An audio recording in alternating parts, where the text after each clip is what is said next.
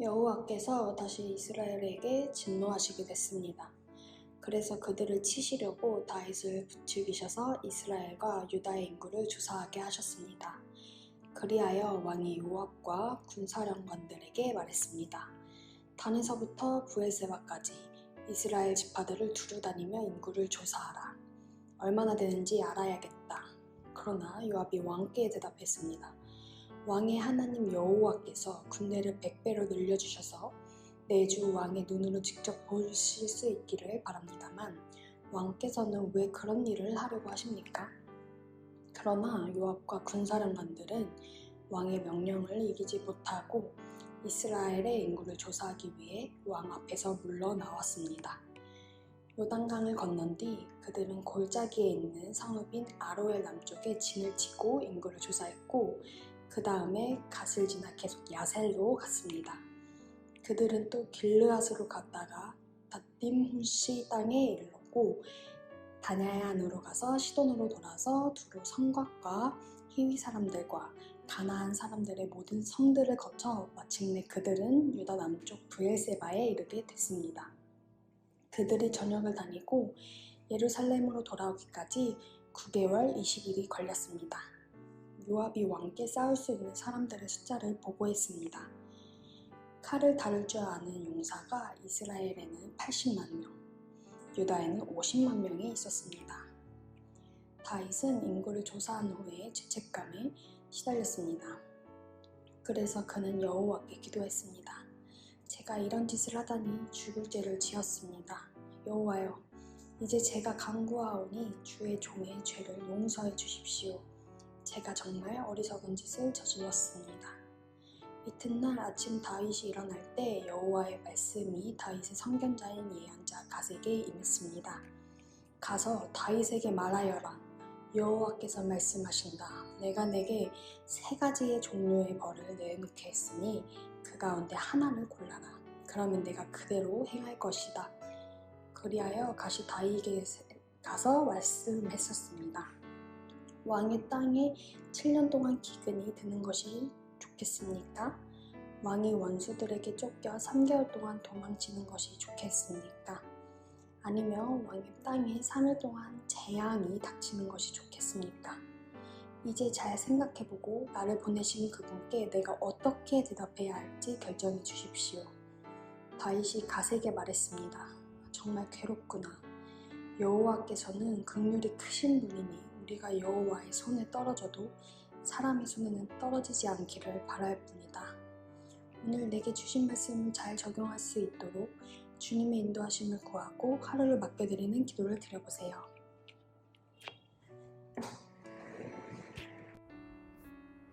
샬롬 열매중등부 여러분, 오늘 말씀 보시면 조금 이해하기 어려운 말씀이 있습니다.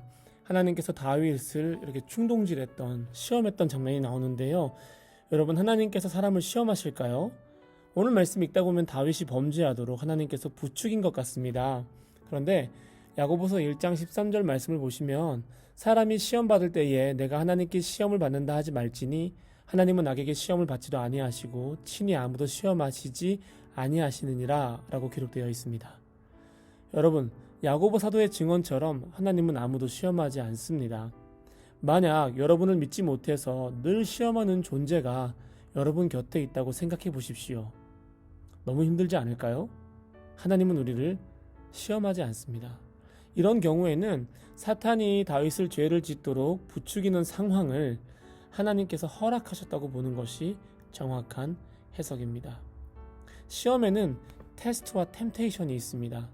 시험에 빠지도록 사람을 흔들고 유혹하고 함정을 파놓는 행동이 템테이션이라면 미리 준비를 시키고 여러분들 시험 공부 준비하듯이 더 나은 수준으로 성장시키기 위해서, 돕기 위해서 적당한 긴장감을 주고 결과에 따라서 상을 주는 것이 바로 테스트입니다.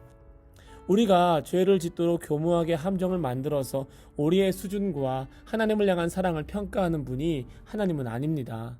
하나님은 우리의 성장을 돕기 위해서 필요에 따라 우리를 테스트하시는 분입니다. 오늘 하나님은 사탄이 다윗을 흔들도록 허락해 주십니다.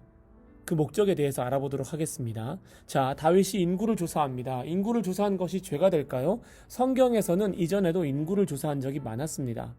오늘 다윗의 행동이 하나님 앞에 죄가 된 이유는 다윗이 군사력의 크기를 확인하려 했기 때문입니다. 자신이 통치하고 돌볼 사람들의 숫자를 보려 했던 것이 아니라 자신과 함께 싸워줄, 자기의 앞과 옆과 뒤를 호위해줄 군인을 찾았기 때문입니다. 이제까지 하나님이 다윗의 칼과 방패가 되어주셨습니다. 하나님이 다윗의 군사가 되어주셨고 앞서 언급한 용사들보다 훨씬 큰 용사가 되어주셨습니다. 하나님이 주신 것을 하나님보다 의지하는 것, 하나님이 주신 것을 하나님보다 자랑하는 마음이 바로 교만입니다. 24장의 문제는 다윗 한 사람의 죄가 아닙니다. 다윗을 통해 알기 쉽게 이스라엘 전체의 죄의 모습이 드러났을 뿐입니다. 이스라엘 전부가 쥐고 있는 이 죄의 색깔과 죄의 모양과 죄의 냄새가 다윗을 통해서 드러난 것 뿐입니다. 저는 여기서 내 주변의 타인의 죄를 정죄하기보다는 저 모습이 우리 공동체 전체의 죄의 흐름일 수도 있겠다는 묵상을 합니다. 한 사람을 통해서 우리가 가지고 있는 죄의 문제가 드러난 것이지 이것이 나와 상관없다고 말할 수 없습니다. 그렇기 때문에 다윗을 비난할 수가 없습니다. 내 곁에 문제를 일으키는 사람을 비난할 수가 없습니다. 그의 죄는 어쩌면 나의 죄, 우리의 죄일 수도 있기 때문입니다. 인구를 조사하라는 다윗의 명령을 요압이 거절합니다. 다윗에게 자주 불순종하는 요압, 하나님의 뜻을 거스르던 요압이 이번엔 하나님의 마음에 합한 말을 합니다. 신기하죠? 만약 다윗이 겸손했다면 요압의 말에 귀를 기울였을 것입니다. 겸손은 그런 것입니다. 언제나 사람을 하나님의 형상으로 존귀하게 생각하고 대하는 태도입니다. 선입견을 가지고 바라보지 않고 날마다 새 마음으로 그 사람을 마주하는 것이 바로 겸손입니다. 만약에 여러분이 여러분 주변에 선입견을 가지고 대하는 사람이 있다면 어쩌면 저를 비롯한 우리 모두가 겸손의 마음을 잃어버린 것은 아닐지요. 다윗은 교만했기 때문에 요압의 충언을 하나님 마음에 합한 그 말을 늘 있었던 불만으로 해석해버립니다. 결국 요압이 군사력을 보고합니다. 그리고 10절에 보시면 다윗이 회개합니다. 다윗이 회개하니 하나님께서 다윗에게 내릴 벌에 대해서 말씀하십니다. 저는 이 장면에 소망이 있다고 생각합니다. 만약에 다윗이 지금이라도 회개하지 않았다면 다윗과 이스라엘 죄는 점점 더 커지고 돌이킬 수 없을 만큼 회개할 기회마저도 잃어버린 채 징계를 당해야 했을 것입니다. 여러분, 회개 없는 징계에는 소망이 없습니다. 왜 빼앗겼는지도 모르고 모든 것을 잃어버리고 왜 맞았는지도 모른 채 피투성이가 되어버립니다. 그런데 회개하고 나니까 하나님이 징계를 내리셨고 다윗으로 하여금 뉘우치게 하셨습니다. 그리고 다윗이 회개했던 그 장소 아라우나의 타작마당은 이후에 솔로몬의 성전으로 세워지게 됩니다. 회개가 있는 곳에 주님의 영광이 임하였습니다. 뉘우침이 있는 곳에 하나님을 예배할 수 있는 그 장소가 예비되었습니다. 사랑하는 여러분, 죄가 더 깊어지기 전에 하나님이 마음을 만져주는 사람, 회개하고 징계받는 사람, 깨달아 돌이키는 사람이 되시기를 주님의 이름으로 축복합니다. 기도하시겠습니다.